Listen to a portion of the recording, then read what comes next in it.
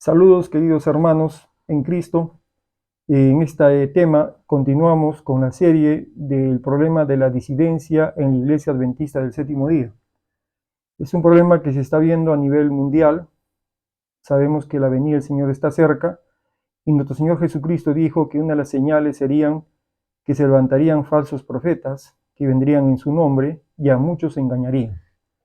Y justamente este asunto, este problema de la disidencia, se está cumpliendo como parte de esa profecía. Nosotros sabemos muy bien que un falso profeta, para engañar a un adventista, tiene que ser con un mensaje muy parecido al verdadero, porque un mensaje evangélico, un mensaje pentecostal, un testigo de Jehová, un mormón, difícilmente puede engañar a un adventista del séptimo día. Pero un hermano de su propia iglesia que está predicando casi el 99% de la verdad, con un pequeño error, nos puede seducir y nos puede hacer caer en el engaño del diablo. Así que vamos a desmantelar las trampas de Satanás, los sofismas de Satanás, con un escrito está para poder nosotros liberarnos de esta red de la disidencia en la Iglesia Adventista del Séptimo Día. Vamos a ver en este tema, hermanos, cómo Dios compara a su iglesia con un cuerpo. Dice la Biblia que Él es la cabeza y su cuerpo es la iglesia.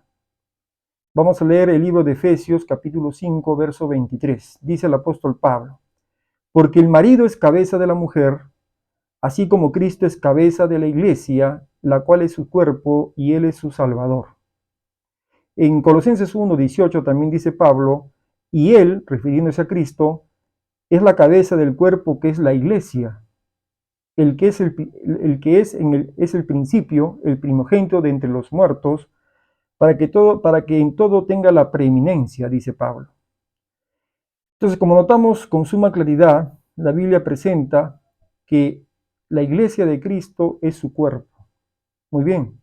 Y en 1 Corintios capítulo 12, versículos 12 al 18, Pablo utiliza la figura de la iglesia con el cuerpo humano. Dice así: porque así como el cuerpo es uno y tiene muchos miembros, pero todos los miembros del cuerpo, siendo muchos, son un solo cuerpo, así también Cristo, además, el cuerpo no es un solo miembro, sino muchos. Si dijera el pie, porque no soy mano, no soy del cuerpo, por eso no será del cuerpo. Y si dijera la oreja, porque no soy ojo, no soy del cuerpo, por eso no será del cuerpo. Si todo el cuerpo fuese ojo, ¿dónde estaría el oído? Y si todo fuese oído, ¿dónde estaría el olfato? Mas ahora Dios ha colocado los miembros, cada uno de ellos, en el cuerpo como Él quiso. Interesante, ¿no? El apóstol Pablo dice que Dios ha puesto diferentes órganos en el cuerpo. Unos pueden ser ojo, otros pueden ser oídos, otros pueden ser nariz, etc. Pero Dios ha puesto cada órgano, cada miembro en el cuerpo como Dios quiso, dice el apóstol Pablo. Y esa misma expresión lo utiliza San Marcos en el capítulo 3, versículo 13 al 14. Vamos a leer el Evangelio de San Marcos, capítulo 3, versículo 13 al 14. Dice así: cuando Jesús llamó a sus 12 apóstoles para predicar. Dice: después subió al monte y llamó así a los que él quiso, y vinieron a él y estableció a 12 para enviarlos a predicar. Interesante, ¿no? Jesús llamó a los que él quiso.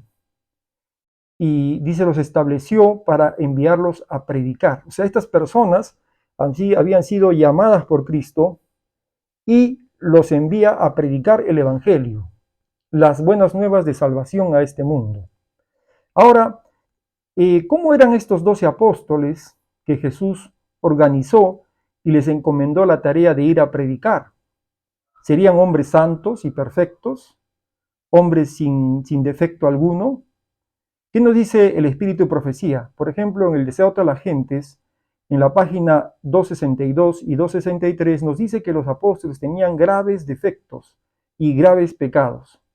Pero a pesar de eso, Jesús los llamó para predicar su palabra. Dice así: todos los discípulos tenían graves defectos cuando Jesús los llamó a su servicio. Miren, vuelvo a repetir, todos los discípulos, todos, tenían graves defectos cuando Jesús los llamó a su servicio. Aún Juan, quien vino a estar más íntimamente asociado con el manso y humilde Jesús, no era por naturaleza manso y sumiso. Él y su hermano eran llamados hijos del trueno. Aún mientras andaba con Jesús, cualquier desprecio a éste despertaba su indignación y espíritu combativo. En el discípulo amado había mal genio y espíritu combativo y de crítica. Era orgulloso y ambicionaba ocupar el primer puesto en el reino de Dios.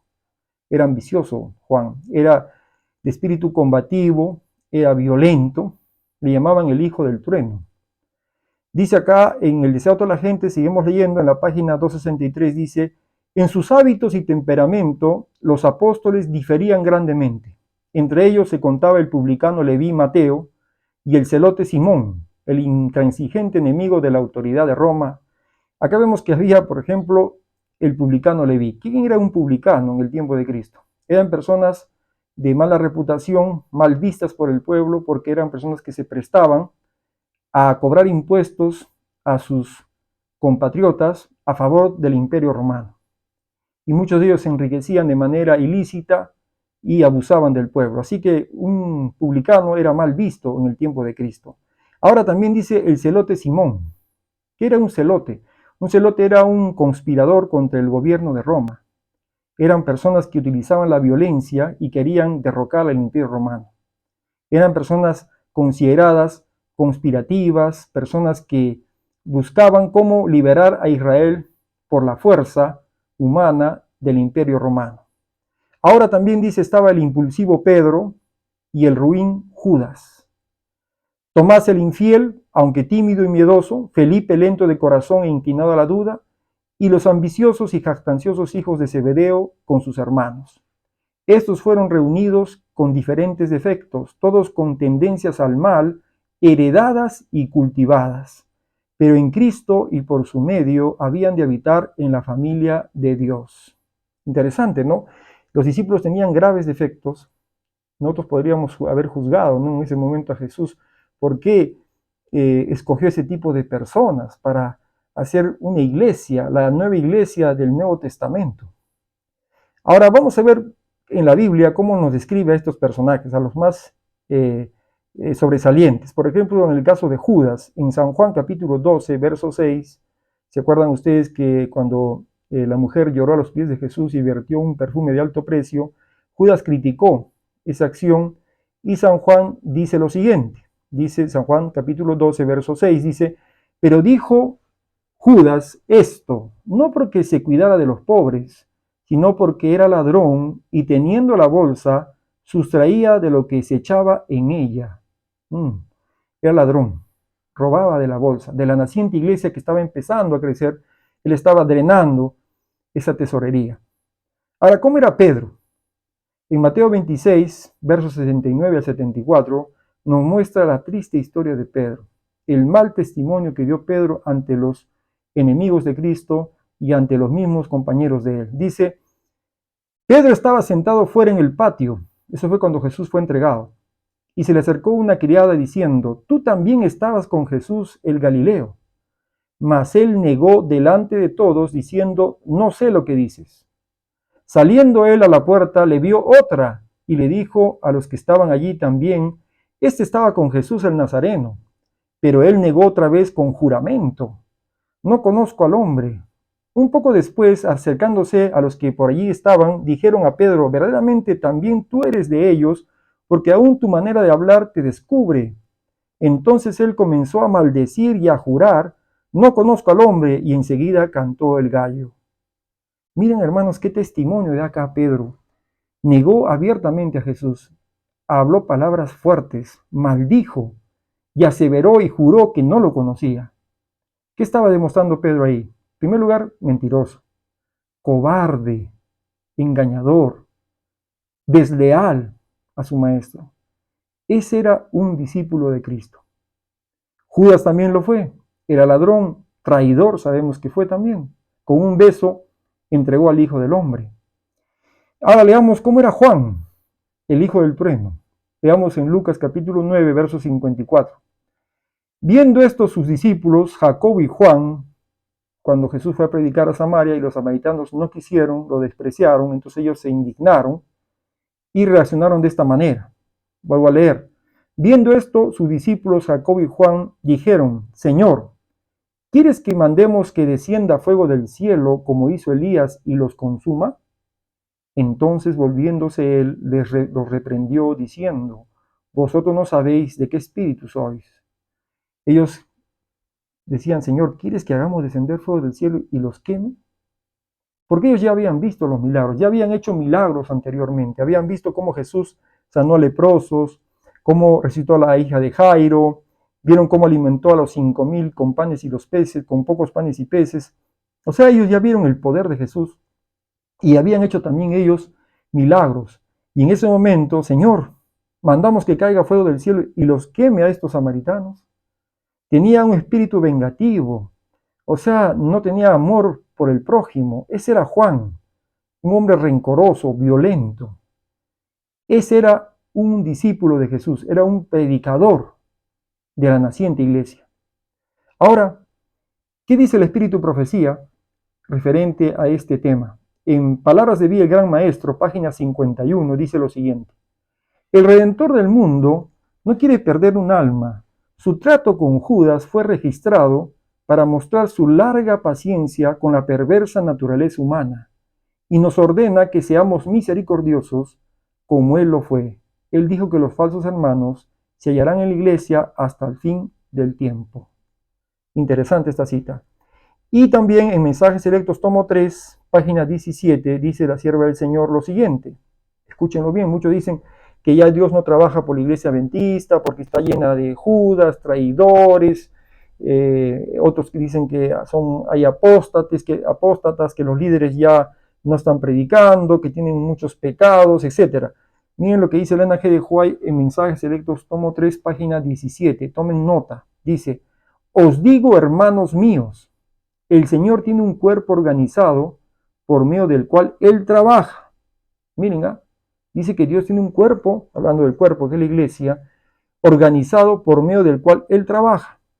Puede haber más de una veintena de Judas entre ellos. Puede haber un Pedro áspero que en circunstancias difíciles niegue a su Señor. Puede haber personas representadas por Juan, a quien Jesús amaba, pero que pueden tener un celo que destruiría las vidas de los hombres, pidiendo fuego del cielo sobre ellos para vengar un insulto inferido a Cristo y a la verdad. Pero el gran Maestro trata de dar lecciones de instrucción para corregir estos males existentes. Él está haciendo hoy lo mismo con su iglesia. Está señalando sus peligros y está presentando delante de ellos el mensaje a la Odisea. ¿Cuál es la medicina para esta iglesia con defectos? Es el mensaje a la Odisea.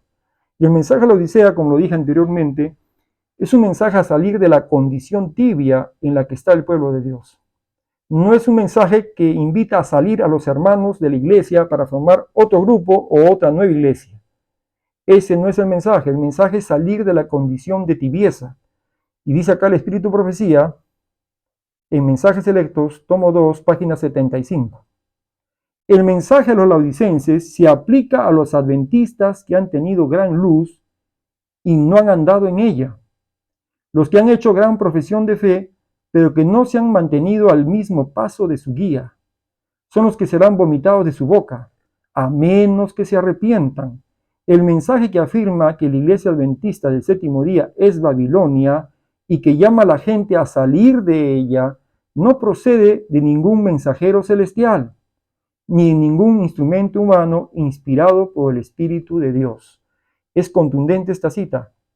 Si alguien viene a decirnos que la iglesia adventista ya cayó, que ya apostató totalmente, que es una hija de Babilonia o forma parte de Babilonia y te invita a salir de la iglesia adventista a reunirse aparte, dice Elena G. de White, no procede de ningún mensajero celestial, ni ningún instrumento humano inspirado por el Espíritu de Dios. Entonces tengamos en cuenta esta advertencia. En Mensajes Selectos, tomo 2, página 78, sigue diciendo ella: algunos miembros de la iglesia tienen orgullo, suficiencia propia e incredulidad arraigada y manifiestan resistencia a abandonar sus ideas. Aunque se amontonen las evidencias que indican que el mensaje a la iglesia de la Odisea se aplica a ellos, pero eso no eliminará a la iglesia, Dejad que la cizaña y el trigo crezcan juntos hasta la cosecha, cuando los ángeles llevarán a cabo la obra de separación. Aquí con suma claridad dice la hermana White, el mensaje que se debe presentar a la iglesia adventista es el mensaje a la Odisea. Pero ese mensaje no elimina a la iglesia, dice. Los que van a ser vomitados son los que no obedecen la palabra, la luz que ya tienen. Recordemos que estamos viviendo en el tiempo del juicio investigador y Dios juzga a los hermanos, a las personas, personalmente, individualmente. No puede Dios juzgar a toda la iglesia y desecharla. Recordemos que el juicio es personal. El juicio investigador es algo personal. Ahora, solo se puede abandonar una iglesia si esta iglesia es Babilonia o parte de Babilonia. Así lo dice el Espíritu de Profecía. Pero la iglesia adventista no es Babilonia ni es parte de ella. ¿Por qué motivo?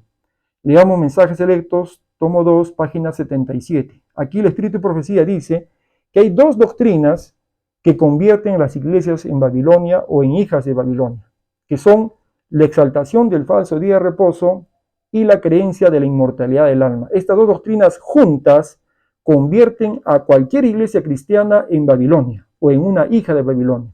Vamos a leer esta cita en Mensajes Selectos, tomo 2, página 77. Dice así: el vino de Babilonia consiste en la exaltación del falso día de reposo sobre el sábado que el Señor Jehová ha bendecido y santificado para el uso del hombre.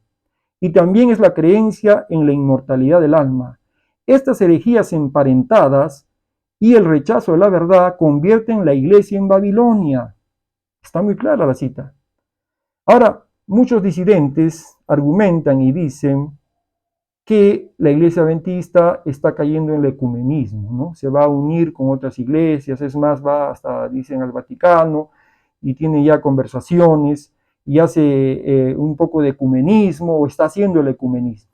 Pero vamos a tomar un ejemplo bíblico. Por ejemplo, ¿se acuerdan de Salomón en su reinado? ¿Qué hizo Salomón? Salomón se unió con Egipto, con el reino de Egipto. Salomón, para querer fortalecer su reino, porque tenía temor de sus enemigos, él se unió con Egipto, hizo unas paces, una alianza con Egipto, y es más, tomó a la hija del faraón y la hizo su esposa.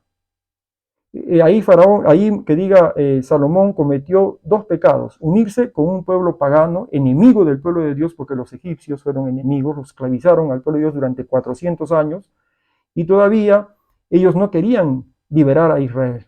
Recordemos las plagas de Egipto, recordemos cómo salieron detrás de Egipto, detrás de Israel, y cómo en el Mar Rojo murieron en las aguas, porque ellos persistieron en destruir al pueblo de Dios. Y con ese pueblo, Salomón se une y se casa con la hija del faraón. Imaginémonos lo que está pasando. Es algo grave, ¿verdad? Y en yugo desigual, con una mujer idólatra. Y sabemos por la historia bíblica que Salomón después fue cediendo a las costumbres paganas y llegó a adorar a los dioses falsos, inclusive se convirtió hasta en un homosexual. Pero después Salomón vemos que se arrepiente, se da cuenta y escribe el libro de Eclesiastés, ¿no? Donde él cuenta su experiencia, su amargura, su desilusión de las cosas de este mundo, y resume diciendo que el fin de todo el discurso oído es este: teme a Dios y guarda sus mandamientos, porque es el todo del hombre. Y yo quiero hacerle unas preguntas referente a Salomón y a su, se podría decir, unión ecuménica o asociación con Egipto. Dice acá la primera pregunta: cuando Salomón hizo alianza con Egipto, ¿dejó Israel de ser el pueblo de Dios? Otra pregunta: si Salomón hizo alianza con Egipto, ¿por qué Dios permitió que siga siendo el rey de Israel o el rey del pueblo de Dios? Después de sus pecados y apostasías, ¿Salomón llegó a arrepentirse? Entonces vemos aquí, hermanos, que estas respuestas usted mismo las tiene, y eso usted puede aplicarlo al pueblo de Dios actual. Es algo importante ver esto, hermanos. Ahora, Mensajes Selectos, tomo 2, página 78, dice así: una advertencia del Espíritu de Profecía para aquellos que están saliéndose de la iglesia, formando grupos aparte. Es una advertencia que ella da y tenemos que hacer caso, hermanos. En caso contrario, vamos a hacernos mucho daño. Dice así, Mensajes Selectos, tomo 2, página 78. Nuevamente digo, dice el Elena G. de White, el Señor, el Señor, está tomando la palabra del Señor, no ha hablado mediante ningún mensajero que llame Babilonia a la iglesia que guarda los mandamientos de Dios. Es verdad que hay cizaña junto con el trigo, pero Cristo dijo que enviaría a sus ángeles para reunir primero la cizaña en atados, para quemarla y a poner el trigo en el granero. Sé que el Señor ama a su iglesia, la cual no ha de ser desorganizada ni dispersada en átomos independientes. No existe la menor lógica en esto, ni hay la más mínima evidencia de que ocurrirá tal cosa. Miren cómo dice el Espíritu de Profecía. Dice, Dios ama a su iglesia, dice, y no quiere que se divida en átomos independientes. Y dice acá, no existe la menor lógica en esto, ni hay la más mínima evidencia que ocurrirá tal cosa. ¿Qué quiere decir esto? Acá dice, no existe la menor lógica en esto. ¿De qué serviría que hagamos otra iglesia si ya el Señor dijo que habría cizaña junto con el trigo hasta el tiempo de la cosecha? ¿De qué serviría hacer otra iglesia? Luego, y ni hay la más mínima evidencia que ocurriría tal cosa. O sea, quiere decir que Dios no va a contradecirse, no le va a decir a ella que Él no va a sacar un nuevo grupo, una nueva iglesia de la iglesia adventista. Él dice que ya no va a haber, que es la última iglesia, y no va a contradecirse Dios a su palabra y formando otra iglesia después de esta. Es lo que el Señor está diciendo. Dice, quienes obedezcan este mensaje falso y procuran influir en otros para que también lo acepten, serán engañados y preparados para recibir engaños mayores, y los frutos de sus esfuerzos se reducirán a la nada, hermanos. A la nada. Hemos leído Mensajes Selectos, tomo 2, página 78. En Mensajes Selectos, tomo 3, página 27, dice lo siguiente. Es un engaño del enemigo que alguien sienta que puede desvincularse de los agentes que Dios ha señalado y trabajar en una línea independiente por sí mismo. Miren, bien claro dice la sierva del Señor, es un engaño del enemigo. ¿De quién es el enemigo? Satanás, el gran engañador. Dice acá, que alguien sienta que puede desvincularse de los agentes que Dios ha señalado. ¿Cuáles son los agentes que Dios ha señalado? Recordemos a quienes llamó Jesús para que sean sus discípulos. Personas con defectos, con errores, que Él los va purificando progresivamente, los va santificando. Se caen y se levantan, se caen y se levantan, y llegan a ser después verdaderos cristianos. Están todos en un proceso. Esta es una iglesia militante. Entonces, dice, es un engaño del enemigo que alguien sienta que puede desvincularse de los agentes que Dios ha señalado y trabajar en una línea independiente por sí mismo, con su propia supuesta sabiduría, y sin embargo tener éxito, aunque se halague a sí mismo con la idea que está haciendo la obra de Dios. Al fin no prosperará, somos un cuerpo y todo miembro ha de estar unido al cuerpo. Interesante. Aún se halague con la idea que está haciendo la obra de Dios, al final su labor no prosperará. Yo he visto pastores disidentes que vinieron ahí en la ciudad donde yo vivía, predicaron una semana, 2 semanas, los hermanos alquilaron un local, un coliseo, un cine, un teatro, y fueron algunas personas, y después todo quedó en nada. Y lo que sí hubo fueron divisiones, peleas, disensiones, eso sí hubo. Pero toda esa gente que fue, no se sabe nada, no hubo bautismos, nada, solamente hubo amargura y crítica, y quedó en la nada. Y dinero mal gastado, tiempo mal invertido. Hermanos, somos un cuerpo, dice la hermana Huay. Vuelvo a repetir, aunque se halague a sí mismo con la idea que está haciendo la obra de Dios, al fin no prosperará. Somos un cuerpo y todo miembro ha de estar unido al cuerpo. Hermano, te pongo un ejemplo. Si tú estás yéndote de viaje, por decir un ejemplo, allá a Santiago de Chile, estás viajando en un bus, en eso conoces a una persona y le hablas de Dios y esa persona quiere conocer la verdad y te dice, ¿dónde yo puedo conocer más de esto? ¿Dónde se reúnen ustedes? ¿A qué iglesia puedo ir? ¿A qué iglesia tú le enviarías a esa persona? ¿A qué iglesia? ¿A la iglesia de los grupitos separados, de los átomos independientes? ¿Tienen ellos presencia así organizada en esa ciudad, por ejemplo? ¿O en otra capital o en otra ciudad importante de Sudamérica o del mundo? No lo tienen, hermanos. Entonces ahí nos damos cuenta que la iglesia es un cuerpo organizado en el mundo entero, del cual tenemos que darnos cuenta la importancia que tiene la iglesia. Aún tenga cizaña junto al trigo es la iglesia del Señor. Y Dios trabaja por medio de ella. Recordemos que la hermana White dijo que Dios tiene un cuerpo organizado por medio del cual Él trabaja. Puede haber más de una veintena de Judas entre ellos. Puede haber Pedros ásperos que en circunstancias difíciles nieguen a su maestro. Pero Dios trabaja por ese cuerpo organizado. Recordemos que Dios trabajó hasta aún por Judas. Recordemos, lean el Deseado de las Gentes, Judas también hizo milagros, Judas también predicó, pero al final se perdió porque él quiso. Pero ellos hicieron la obra aún con sus defectos. Dice aquí, ¿cuál es el último deseo de Cristo antes de morir? Ustedes saben que la persona cuando va a morir tiene una ansia, tiene un deseo. Y Jesús tuvo un último deseo. Su última oración de Jesús a favor de sus discípulos y de sus hijos que seguirían en el mundo. Dice en San Juan capítulo 17, verso 20 al 21, dice lo siguiente: mas no ruego solamente por estos, sino también por los que han de creer en mí por la palabra de ellos, para que todos sean uno, como tú, oh Padre, en mí, y yo en ti, que también ellos sean uno en nosotros, para que el mundo crea que tú me enviaste. Nuestro Señor Jesús dice, Padre, yo quiero que sean todos uno, que estén en unidad. Y no solamente estos discípulos, sino también los que van a creer después de ellos por su palabra. Y aquí Jesús oró por nosotros también. Y Él dice que su deseo es que seamos unidos, que nos mantengamos unidos, pero unidos en el amor, ¿no? En el amor, como Cristo lo tuvo con sus discípulos. Y dice acá, para que el mundo crea que tú me enviaste. El mayor testimonio que puede dar la iglesia es la unidad, es de trabajar en armonía, en amor. Hermano, este testimonio no lo puede vencer el mundo. Y es lo que Jesús pide de nosotros, que tengamos unidad. La unidad demuestra que hay humildad, que se ha muerto el egoísmo en nosotros, porque somos personas humildes, abnegadas como nuestro Maestro. Hermanos, dice la sierva del Señor en Joya de los Testimonios, tomo 2, página 84, dice así: las contenciones, disensiones y pleitos entre los hermanos deshonran la causa de la verdad.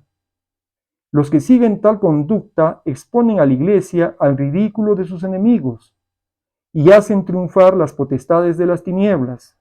Están abriendo de nuevo las heridas de Cristo y exponiéndolo al oprobio. Desconociendo la autoridad de la iglesia, manifiestan desprecio por Dios, quien dio su autoridad a la iglesia. Hermanos, cuando el mundo se entera que estamos peleándonos entre nosotros, estamos divididos, y hoy en día en YouTube, en Internet, en Facebook, se ve cómo hay grupos que atacan directamente a la iglesia adventista, que han sido adventistas y ahora se han retirado, han formado grupos aparte, han formado átomos independientes, ramas extraviadas, dice Elena G. de White, y el mundo ve cómo se ha dividido la iglesia adventista. Y yo quiero que prestes atención, la iglesia pentecostal, ¿en cuántas partes se ha dividido? La iglesia mormona, ¿en cuántas se ha dividido? La iglesia católica, en estos últimos años, ¿en cuántas partes se ha dividido? Ha habido disensión en ellos.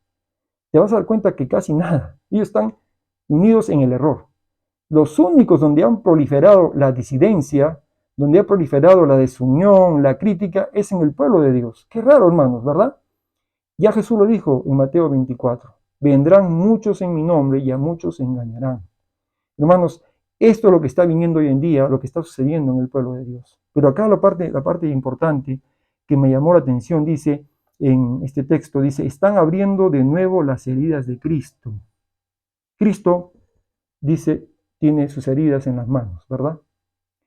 Y cuando nosotros exponemos al mundo que estamos divididos, que estamos peleados entre nosotros, estamos en disensiones, en discusiones, unos dicen que no existe el Espíritu Santo, que es solamente el Espíritu de Cristo, otros dicen que no hay que hacer algo en Navidad, que no hay que poner, otros dicen que ya no tenemos que hacer tal cosa, etc. Hermanos, ¿qué pueden pensar la gente que no es de la iglesia adventista?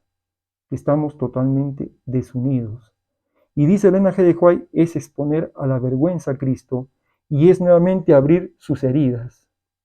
Hermano, ¿alguna vez te has hecho una herida en la mano? Una vez yo me hice una herida y sin darme cuenta me puse una bendita, ¿no? Pero a veces uno sin darse cuenta se golpea la herida y se abre un poquito la herida y te duele muchísimo. Es un dolor muy desagradable. Y acá la hermana White dice que cuando estamos exponiendo al mundo, estamos dando a entender al mundo que estamos divididos, los adventistas, estamos volviendo a abrir las heridas de Cristo.